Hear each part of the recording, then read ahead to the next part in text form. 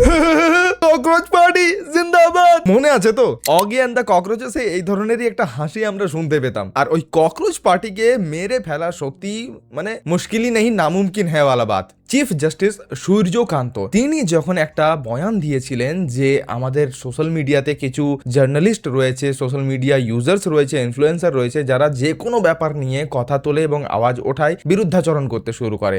আর তারা নাকি ককরোচের সমান, তারা মরে না, তাদেরকে মারা যায় না চট করে, তাদেরকে অপমান করার জন্য এই ককরোচ ওয়ার্ডটি দিয়েছিল। এবারে এই ককরোচ নামটিকে নিয়ে কিন্তু তারা একটা বড় পার্টি খুলে দিয়েছে। এই পার্টি কিন্তু এখনো অব্দি ভোটের জায়গায় অর্থাৎ ওই ব্যালট বক্সে যেতে পারেনি, কিন্তু এটা সোশ্যাল মিডিয়াতে এত বড় আগুন তুলেছে যে এটা একদিন বা দুদিনের মাথায় 3 মিলিয়ন থেকে 4 মিলিয়নের মতো ফলোয়ার হয়ে যাচ্ছে আর বেড়ে চলেছে মিনিটের পর মিনিট। পুরো ভাইরাল হয়ে গিয়েছে। আজাদি আজাদি অ্যান্থেমের সাথে চলছে এটা, আরো অন্যান্য এআই দিয়ে গান বানানো হচ্ছে। বলছি যখন সিস্টেম পুরো ভ্রষ্টাচারে ভরে যায় ঠিক সেই সময় এই ধরনের পার্টি বেরিয়ে আসে। নাম দিচ্ছে সবাই জেনজির পার্টি। এক্সাম্পল দিচ্ছে বাংলাদেশ বা নেপাল থেকে উঠে আসা যে সমস্ত জেনজিরা প্রোটেস্ট করেছিল সমস্ত কিছুর বিরুদ্ধে এবং একটা নতুন জয়লাভ করেছিল, সেটাই নাকি আবার ইন্ডিয়াতে হতে চলেছে। জানি না কতটা সত্যি। পশ্চিমবঙ্গে এখন আপাতত বিজেপি এসেছে, কিন্তু এরপর কি ককরোচ জনতা পার্টি আসবে? নামটাও দেখুন একদম সেম টু সেম রেখেছে তারা, ককরোচ জনতা পার্টি, আরশোলা জনতা পার্টি। খুব দারুণ নাম, দারুণ চলছে, ভাইরাল চলছে। এবং একটা ওয়েবসাইটও খোলা হয়েছে, যে ওয়েবসাইটে এবার সবাই ভিজিট করছে, দেখছে যে এখান থেকে কি প্রোটেস্ট করা হয়। প্রত্যেকটি টপিক নিয়ে যেটা সরকার করছে না ভারতবর্ষে, তার আগেনস্টে তারা নাকি কথা তুলবে। এটাই হচ্ছে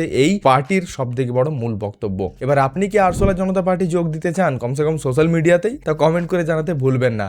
আর ককরোচ পার্টি জিন্দাবাদ ভাই লোক।